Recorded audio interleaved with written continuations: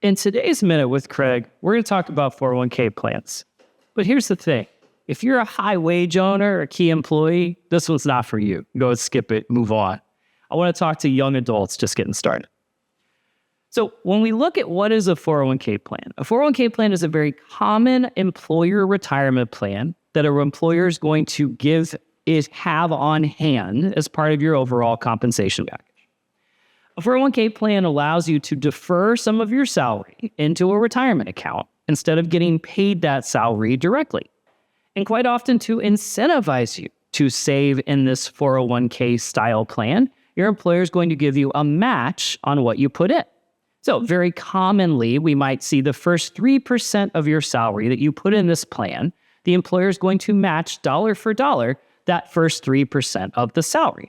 So in very basic terms, you make $100,000 a year, you defer 3%, that's $3,000, the employer matches $3,000, boom, you've got $6,000 in that account. That is literally free money. It really doesn't get much better than that.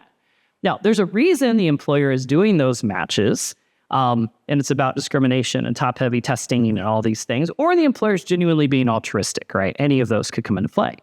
But in the end, this 401k plan gives you free money up to that match. Now, you're going to have to stick around at that employer between 3 and 5 years. You can't just leave the next day, right? There's something called vesting. But it is a fantastic way to get started. And I would encourage each and every one of you to contribute up to the match when you first get out of college.